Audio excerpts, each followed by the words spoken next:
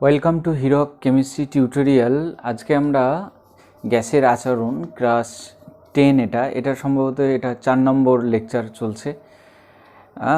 আমরা এর আগের দিন যেটা দেখেছিলাম সেটা হচ্ছে শুধু চার্লসের লটাকেই দেখেছিলাম। আজকে আমরা চার্লসের লয়ের একটু ডিপলি একটু দেখব, কারণ চার্লস লটা ভেরি ভেরি ইম্পর্টেন্ট একটা ল। এখান থেকে নিউমেরিক্যাল যতটা ইম্পর্টেন্ট, এখান থেকে গ্রাফ ততটা ইম্পর্টেন্ট। আর চার্লসের লয়ের ভিতর থেকে কিছু কোশ্চেন আসে, আমরা সেইগুলোকেই বেস করে দেখব অ্যাকচুয়ালি।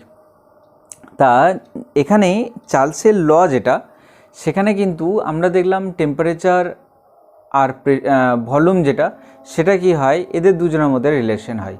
টেম্পারেচার আর ভলিউম অর্থাৎ উষ্ণতা এবং গ্যাসের আয়তন, এদের মধ্যে সম্পর্ক দেয়া থাকে। কিন্তু ওখানে আরও দুজন যেটা আছে, একটা হচ্ছে চাপ এবং ভর গ্যাসের, দুটো কি হয়, স্থির থাকে। সেখান থেকে আমরা দেখেছিলাম যে গাণিতিক রূপ যেটা, সেটা হচ্ছে V T equal to V naught 1 plus T by 273। এটা দেখেছিলাম আমরা চার্লসের সূত্রের গাণিতিক রূপ। ক্লিয়ার? এবার এখান থেকে আমরা যে কোশ্চেন যেটা নিয়ে আলোচনা করব অ্যাকচুয়ালি, সেটা হচ্ছে যে চার্লসের সূত্র থেকে পরম শূন্য উষ্ণতার ধারণা কী করে আসতে পারি। প্রথমে আমাদেরকে দেখতে হবে যে পরম শূন্য উষ্ণতাটা বলতে কী বোঝাচ্ছে। পরম শূন্য উষ্ণতা বলতে সাধারণভাবে যদি বা জেনারেলি যদি আমরা বলতে চাই, তাহলে সেটাকে এরকমভাবে বলতে পারি যে উষ্ণতাটাই গ্যাসের আয়তন শূন্য হয়, সেটাকে পরম শূন্য উষ্ণতা বলা হয়। এটা সাধারণভাবে কনসেপ্ট, যে কোনো একটা টেম্পারেচার আছে, যে টেম্পারেচার যদি গ্যাসের উপর যদি অ্যাপ্লাই যদি করা হয়, বা গ্যাসের উপর যদি চালনা করা হয়, বা গ্যাসের ওই টেম্পারেচার যদি আনা হয় গ্যাসের ক্ষেত্রে, তাহলে দেখা যাবে গ্যাসের আয়তনটা শূন্য হয়ে যাবে। তাহলে এমন একটা টেম্পারেচার যেটার জন্য গ্যাসের আয়তন শূন্য হচ্ছে, সেই টেম্পারেচারটাকে আমরা বলবো পরম শূন্য উষ্ণতা। ঠিক, এবার সেটা চার্লসের সূত্র থেকে কিভাবে ব্যাখ্যা করব, সেটাকে আমাদেরকে দেখতে হবে। তাহলে আমরা চার্লসের সূত্র থেকে পরম শূন্য উষ্ণতার ব্যাখ্যা, এটাকে আমরা দেখব। চার্লসের সূত্র থেকে পরম শূন্য উষ্ণতার ব্যাখ্যা। চার্লসের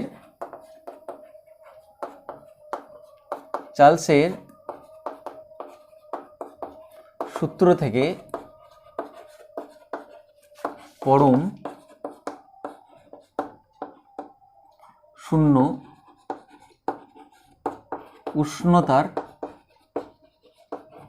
উষ্ণতার ব্যাখ্যা।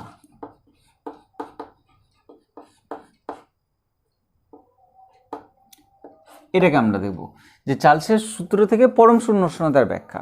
তাহলে পরম শূন্য উষ্ণতা বলতে দেখো চার্লসের সূত্র থেকে আসছে, তো চার্লসের সূত্র থেকে যদি আসে তাহলে সেখানে ভর এবং চাপটাকে আমাকে স্থির রাখতে হবে। তাই স্থির চাপে নির্দিষ্ট ভরের কোনো গ্যাসের যে নির্দিষ্ট উষ্ণতায় গ্যাসের আয়তন শূন্য হয়ে যায়, সেই উষ্ণতাটাকে আমরা বলবো পরম শূন্য উষ্ণতা। আগে ডেফিনেশনটা লিখি। স্থির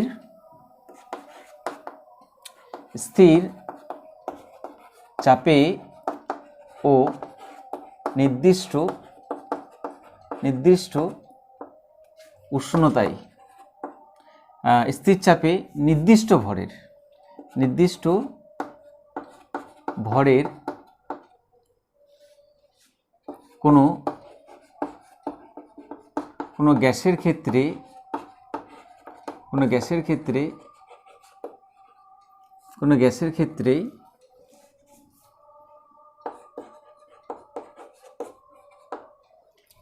ক্ষেত্রে যে উষ্ণতায়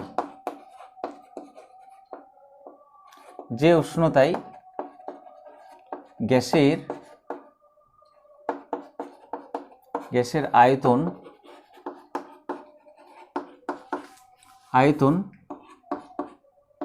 শূন্য হয়ে যায়, তাকে পরম শূন্য উষ্ণতা বলা হয়। এই চলে গেল আমার ডেফিনেশন, যে পরম শূন্য উষ্ণতা যে স্থির চাপে যে নির্দিষ্ট উষ্ণতায় কোনো নির্দিষ্ট করে গ্যাসের আয়তন শূন্য হয়ে যায়, সেটাকে আমরা বলবো পরম শূন্য উষ্ণতা। এখান থেকে আর একটা প্রশ্ন, যে পরম শূন্য উষ্ণতা থেকে পরম বলার কারণ কি, এটাকে বুঝতে হবে। যে অ্যাকচুয়ালি পরম শূন্য উষ্ণতাকে পরম বলার কারণ হলো যে গ্যাসের এই উষ্ণতাটা গ্যাসের ভর, গ্যাসের প্রকৃতি এবং গ্যাসের আয়তন কারোর উপরে নির্ভর করে না। প্রতি ক্ষেত্রেই বা অন্যান্য যে কোনো ভৌত অবস্থার ক্ষেত্রেই এর মান কিন্তু নির্ণয় করা যায়, তাই এই উষ্ণতাটাকে পরম বলা হয়। ক্লিয়ার? যে পরম শূন্য উষ্ণতা থেকে পরম বলার কারণ হলো যে এই উষ্ণতাটা গ্যাসের প্রকৃতি, গ্যাসের ভর বা অন্য যে কোনো ভৌত অবস্থা কারোর উপরে নির্ভর করে না, যে কোনো অবস্থায় এই মানকে নির্ণয় করা যায়, তাই একে পরম বলা হয়। ক্লিয়ার? সেকেন্ড, আমাকে এবার চার্লসের সূত্র থেকে পরম শূন্য উষ্ণতাটা ব্যাখ্যা করতে হবে। এটাতে ডেফিনেশন চলে গেল। দেখো চার্লসের সূত্র, দেখো এটা যেটা আছে এখানে, যদি আমরা টি ইকুয়াল টু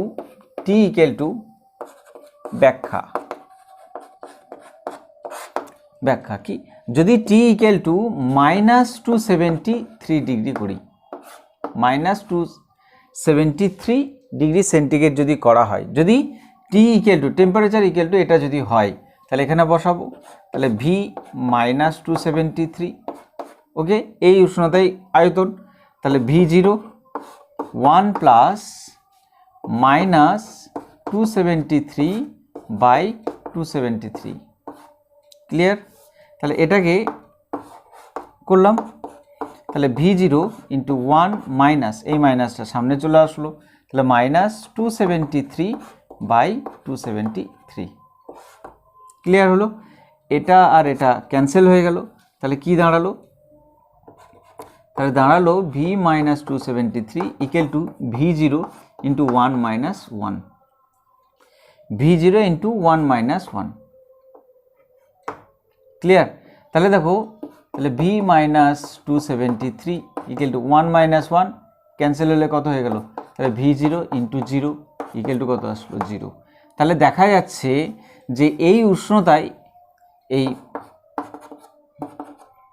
-273 ডিগ্রি সেন্টিগ্রেড উষ্ণতায় গ্যাসের আয়তন শূন্য হয়ে যাচ্ছে। কারণ কি, যত টেম্পারেচার কমাবো, ওখানে বলা ছিল চার্লসের সূত্রে যে প্রতি 1 ডিগ্রি সেন্টিগ্রেড উষ্ণতা বৃদ্ধি বা হ্রাস যদি করা হয়, তাহলে আগের যে উষ্ণতা ছিল অর্থাৎ 0 ডিগ্রি সেন্টিগ্রেড উষ্ণতায় তার আয়তনের 1/273 বাড়বে যদি উষ্ণতা বাড়ায়, কমবে যদি উষ্ণতা কমায়।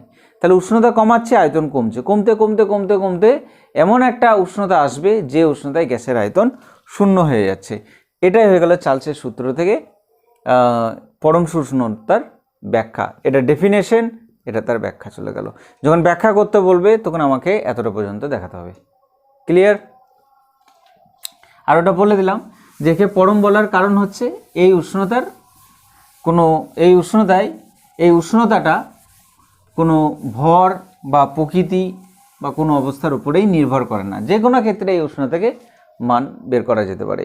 কিন্তু একটা কোশ্চেন যায় যে পরম শূন্য উষ্ণতা সত্যিই কি বাস্তবে সম্ভব? এটা একটা কোশ্চেন যায় যে পরম শূন্য উষ্ণতা পাওয়া কি সত্যিই সম্ভব কোনো গ্যাসের ক্ষেত্রে? তাহলে বলতে হবে যদি গাণিতিকভাবে ব্যাখ্যা করা যায় তাহলে পরম শূন্য উষ্ণতাকে পাওয়া সম্ভব, কিন্তু বাস্তবে পরম শূন্য উষ্ণতাকে পাওয়া সম্ভব না। তার কারণ যখনই গ্যাসের উষ্ণতা যখনই কমাবো তখন গ্যাসের আয়তন কমতে থাকবে, আয়তন কমতে থাকবে মানে অণুগুলো কাছাকাছি আসবে, তাহলে ওই গ্যাসটা হয় তরলে বা কঠিনে পরিণত হবে, কিন্তু গ্যাসের আয়তন শূন্য সম্ভব না।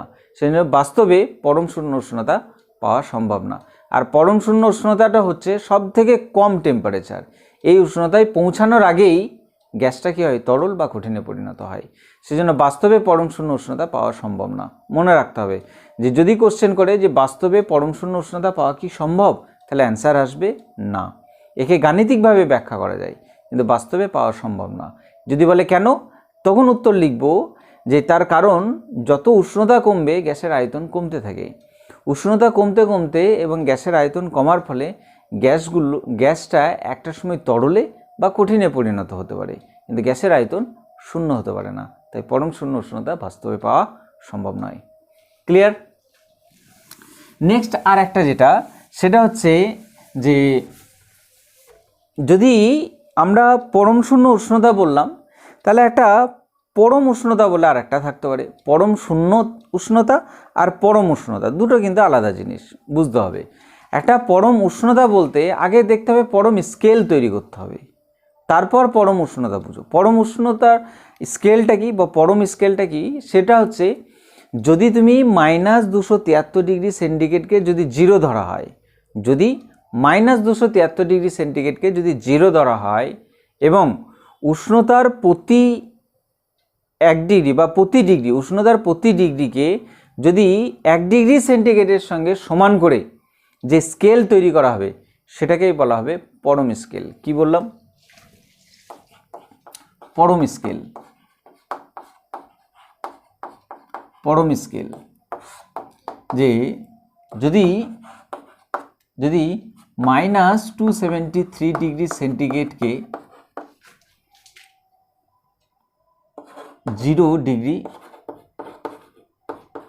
ধরা হয় এবং উষ্ণতার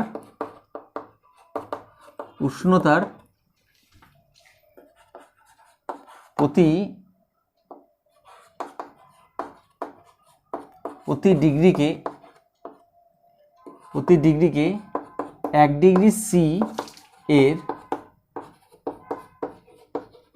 সমান ধরে যে স্কেল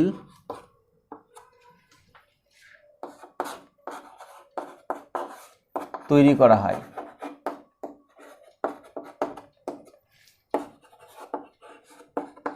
তাকে পরম স্কেল বলে। ঠিক, তাকে পরম স্কেল বলে। যে -273°C যদি জিরো ধরা হয় এবং উষ্ণতার প্রতি ডিগ্রিকে 1°C সমান ধরে যে স্কেলটা তৈরি করব সেটাকে বলা হবে পরম স্কেল। তাহলে ডিগ্রি সেন্টিগ্রেড এবং পরম স্কেলের মধ্যে সম্পর্ক। পরম স্কেলকে অ্যাকচুয়ালি কেলভিনে লেখা হয়। পরম স্কেল যেটা, তার ইউনিট হচ্ছে কেলভিন। পরম স্কেলের বা পরম উষ্ণতার একক হচ্ছে কেলভিন। পরম উষ্ণতার একক হলো কেলভিন, মনে রাখতে হবে। কথাটা বোঝা গেল? কেলভিন, পরম উষ্ণতার একক হলো কেলভিন।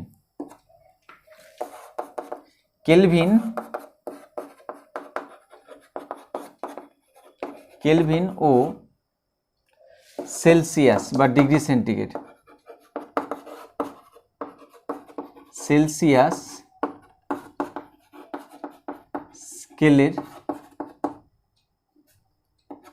স্কেলের সম্পর্ক হলো, সম্পর্ক কি? T K equal to T degree centigrade by small T, আর এটা হচ্ছে 273 হলো। এটা হলো এদের মধ্যে সম্পর্ক। যেমন স্মল টিটা হচ্ছে ডিগ্রি সেন্টিগ্রেড আর ক্যাপিটাল টিটা হচ্ছে কেলভিন। যেমন একটা এক্সাম্পল বলি, যদি তোমাকে দেয় 2°C ইকুয়াল টু কত কেলভিন, এটা কোশ্চেন দিয়েছে, তাহলে কি করব? তাহলে টি ইকুয়াল টু ডিগ্রি সেন্টিগ্রেডে এটা হচ্ছে স্মল টি আর এটা হচ্ছে ক্যাপিটাল টি। কতটা বোঝা গেল? তাহলে এখানে 2 বসাবো আর এখানে বসাবো 273, তাহলে হয়ে গেল 275K। ক্লিয়ার? যে কোনো ডিগ্রি সেন্টিগ্রেডকে যদি কেলভিনে করতে হয় তাহলে 273 যোগ করতে হবে, ডিগ্রি সেন্টিগ্রেডের সঙ্গে 273 যোগ করতে হবে। আর আমাদের কেমিস্ট্রিতে বা এই চ্যাপ্টারে যে কোনো নিউমেরিক্যাল যখন করব তখন ডিগ্রি সেন্টিগ্রেডকে অবশ্যই কেলভিনে কনভার্ট করতেই হবে। যদি কোশ্চেন কেলভিনে দেওয়া থাকে তাহলে ঠিক, যদি কোশ্চেন সেন্টিগ্রেডে দেওয়া থাকে তাহলে কেলভিনে কনভার্ট করব, তারপর নিউমেরিক্যাল হবে। ক্লিয়ার? এই চলে গেল। যদি কোশ্চেন দিয়ে দেয় যে 30°C ও 300K এর মধ্যে কোনটা বড়, 30°C ও 300K এর মধ্যে কোনটা বড়, যদি কোশ্চেন যদি দেয়। ক্লিয়ার? আমাকে দিয়েছে 30°C ও 300K এর মধ্যে কে বড়, 30°C ও 300K এর মধ্যে কে বড়। তাহলে দেখো এটাকে কি করব, এটাকে টিতে কনভার্ট করব। তাহলে 30 প্লাস 273, তাহলে হয়ে গেল তোমার 303 কেলভিন। তাহলে এটা 300 আর এটা তাহলে অবশ্যই 300, এটা বেশি কার থেকে, 300 থেকে। এটা অ্যান্সার চলে আসলো। কথাটা বোঝা? আমার কোশ্চেন দিয়েছিল 30 ডিগ্রি সি ও 300 কে এর মধ্যে কোন উষ্ণতাটা বড়। তা সবসময় মনে রাখবো 30 ডিগ্রিটা বেশি বড় হবে। ক্লিয়ার? নেক্সট আর একটা যেটা, যে পরম স্কেল থেকে চার্লসের সূত্রের ধারণা দাও। পরম স্কেল থেকে চার্লসের সূত্রের ধারণা দিতে বলেছে। তাহলে দেখো আমরা জানি চার্লসের সূত্র অনুযায়ী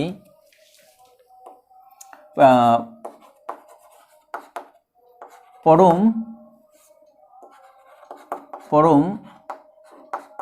স্কেল থেকে চার্লসের সূত্রের ধারণা, ঠিক চার্লসের সূত্রের ধারণা, পরম স্কেল থেকে চার্লসের সূত্রের ধারণা। তাহলে কি জানি আমরা,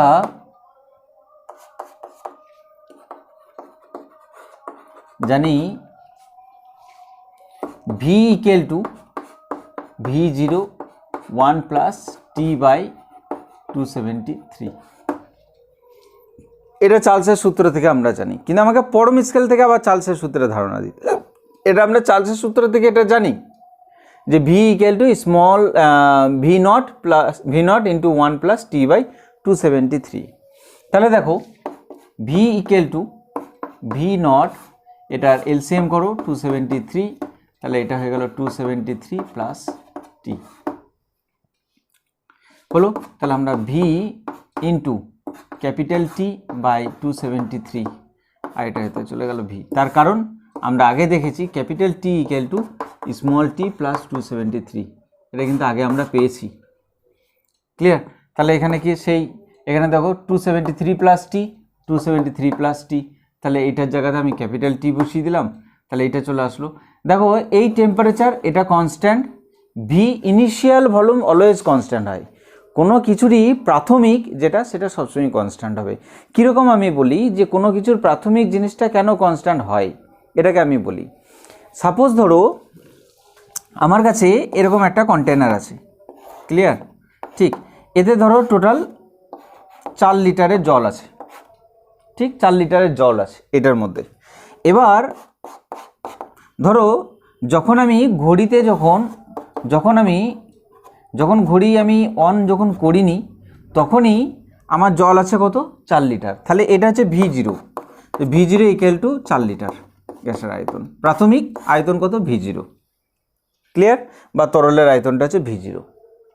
এবার ধরো আমি যখন 12টা তখন ছিল 4 লিটার, ঠিক, আমি একটু জল খেয়ে নিলাম, দিয়ে যখন 12টা 15 যখন বাজছে তখন ধরো জলটা কমে হয়ে গেল ধরো 3 লিটার, ক্লিয়ার?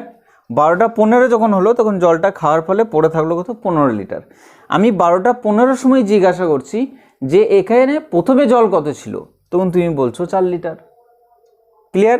আবার ধরো তুমি জল খেলে, যখন 12:30টা যখন বাজে তখন তুমি জল খেলে, সেই জলটা খাওয়ার পরে তোমার জল ধরো পড়ে থাকলো আবার 2 লিটার।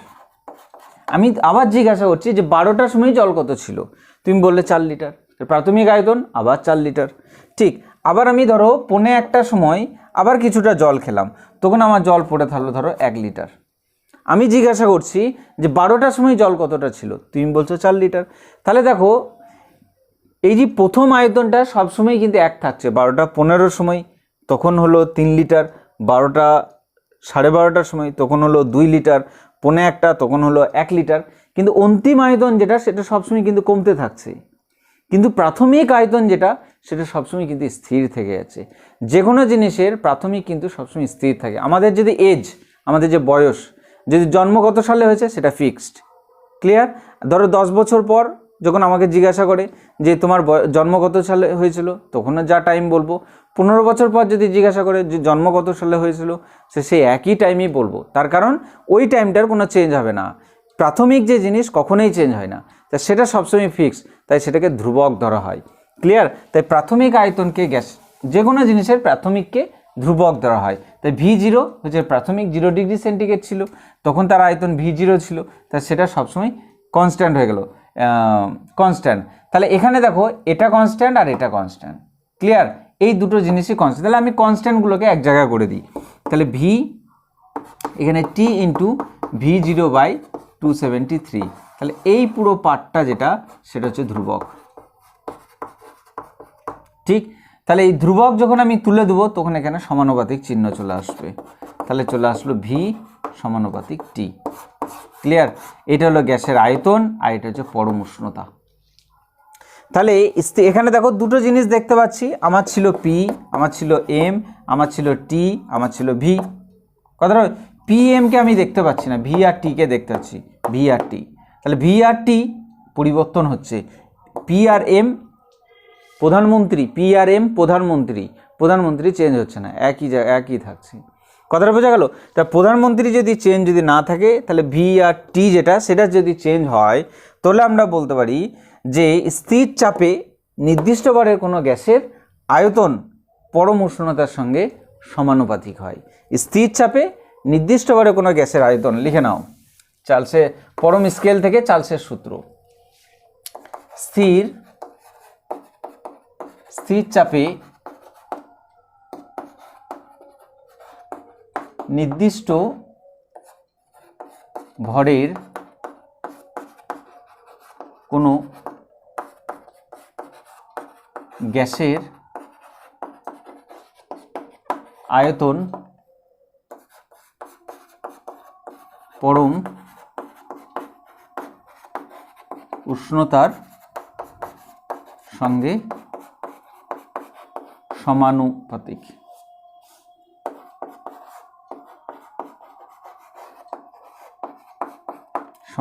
হয়। ক্লিয়ার? স্থির চাপে নির্দিষ্ট ভরের